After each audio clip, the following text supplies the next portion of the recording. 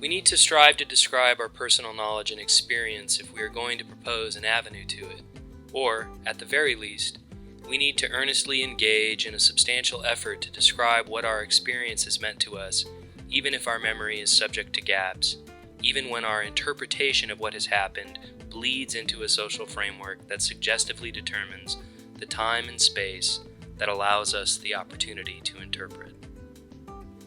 The glamour that is the glitz, and a naive enchantment with nostalgia and a past that likely never existed except as a collective figment of a group imagination I was not a member of. Nevertheless, there is evidence of a time when proportion was perceived differently than I know it today, and the scale of objects within that proportion is discussed with earnestness by myself and others.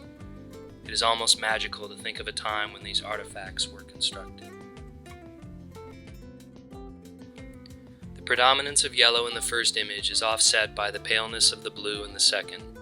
There is a play on form between the two images. The first image suggests an openness that is contrasted by the closed nature of the structure in the second image. There is a hint of yellow accenting decay that does not exist in the first image. Guidance as an ongoing construction, and due to this volatility, I am often immersed in complications that are outside my understanding. Simple affairs become transformed into complex undertakings that are illusory and incoherent. Conversely, the complex mutates to basic expressions that are concrete, exact. This materializes without invitation. The hood of the first image provides a subtle palette that bleeds color into the second image. There are traces of pale blue darkened in the pattern of the second image, yet the hues of red and brown control the blue. Why can't you be like this? Why can't you be like that? I don't know where I am and where I don't know where I'm at.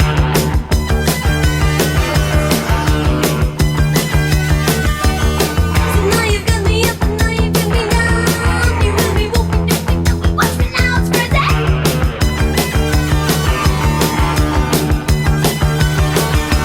Mental hopscotch, my monster treat me this way.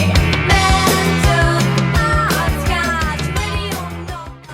To begin as all things begin, and here is exactly an announcement of origin that signifies a departure from its moment of inception, meaning ascribed to a distance between what was and what has become, and maybe, just maybe, what will be. The peril here, if there is a more apt term to describe this circumstance than let it be, is to overlook this process, to withdraw from its recognition, to abandon its archaeology. This presentation seeks to address this process, to engage its recognition, to retain its archaeology.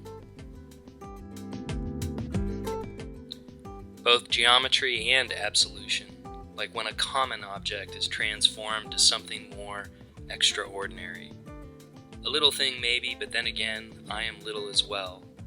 Surely the momentous can be suggestive of a multitude of little moments adding themselves until the sheer weight of it all becomes larger than the sum of its parts. Geometry always dissuaded me from wanting to accept its offering as proof. I kept seeing all of those small things, kept insisting that the formula to solve it was only proof that a generalization could erase the contributions of so many.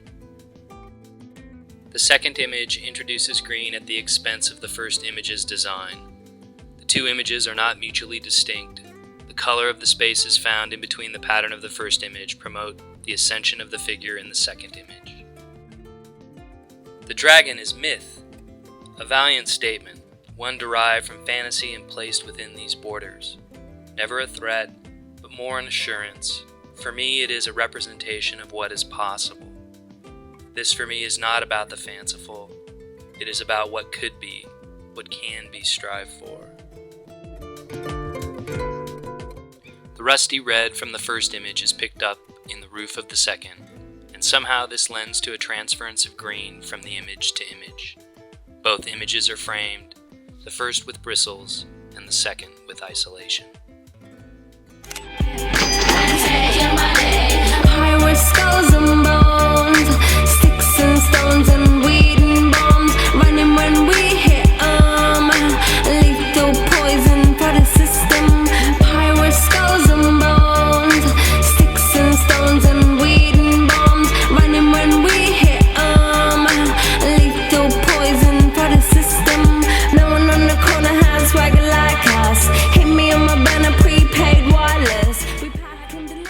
of myself and how I came to that knowledge is often not accurately reflected in text, and this can be especially challenging when during the course of my institutional education, one text is prized over another, and in that institutional valuation rests a very real risk of losing the knowledge I have of myself to an identity that is thrust upon me. As a symbol, I find the lighthouse to be an example of benevolence. There is a practicality to its creation. If people were disposed to be cruel, then the lighthouse would not exist, as that cruelty would be indulged in by the prospect of others perilously encountering death outside the knowledge of a privileged few. There is something to be said for the construction of a structure that serves no other purpose than to guide. A different method to confer isolation, with both images sharing white at the center. The green from the second image is accessible because of the green in the first image, and the hue of each distinct in its application.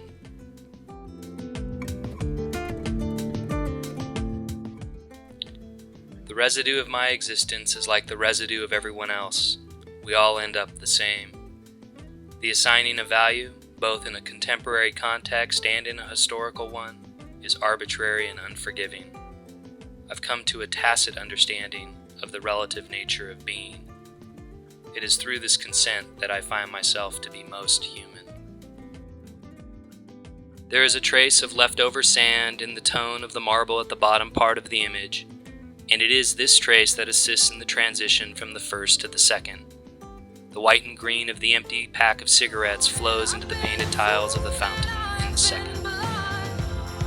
I can never leave the past behind. I can see no way, I can see no way.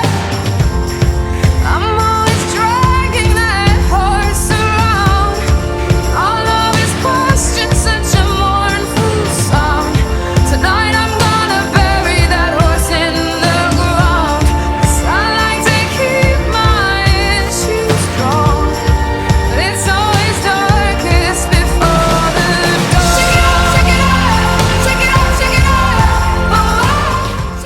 There are problems, too, when we do see ourselves but can barely recognize ourselves through the representation. One problem of being trained to read this way, or, more correctly, of learning to read this way over many years of academic study, is that we can adopt uncritically similar patterns of writing. The glory that is color, and I am captive within it. Without a favorite, I'd gladly have them all. I distinctly recall coloring books as a boy. I was shaped by that sincerity as much as I've been shaped by anything. I've found salvation in color, and my perception of the world would be hollow without color. I would be less without color. I am less without color. Blue controls the transition of these images, and there is much here that suggests activity. The tiles in the first image are text-like, balance the letters in the second image so that they are tile-like. The first image is framed and pushed to the background. In my experience, the warning has always been 2/3 the size of the dream. I have reluctantly heeded too many of those warnings. The only thing that might prevent such an inglorious repetition would be some sort of salvation, but I'm not religious and would rather be a part of this imperfect expression than converted by the mannerisms of delusion. I encounter perfection only through these exercises of imperfection. Shades of white are explored in the transition of one image to the other. The contrast provided by the first image is essential to the transition to the second, as it bestows a position that would otherwise be vague. There is an active tranquility present in this transition. That effect is only possible because of the vacancy communicated in the first. High skulls and bones, sticks and stones and weed and bombs, running when we hit lethal poison for the system. High skulls and bones, sticks and stones and weed and bombs, running when we hit lethal poison for the system. No one on the corner has swagger like us. Hit me on my banner, prepaid wireless. This research seeks to provide an epistemological dissection of self through an ontological excavation of identity, and acknowledges the hardship encountered by an accurate representation of such data. I believe in nymphs. I believe in the cold, but also recognize that there are moments when things become frigid. I believe in seduction because I have been seduced. I believe that the sun will come out tomorrow, but not because science has proved it, because I've heard it in a song. I believe that it is very important to believe. I believe that the world is both supernatural and horrible. The space here is inverted with the snow of the first image transposed with the sky of the second image. The color of the brick in the first image can be found in the second image, where the earth meets the sky. I find the horizon to be beautiful. I also find myself in that almost imperceptible space where the one part meets the other part, but I've never been fond of it being referred to as a line. A line seems to dictate a sharp edge, and I've found that there are very few horizons that I've seen that fit that description. There are jagged edges, smooth edges, arced edges, and all of them have nooks and crannies that are anything but straight.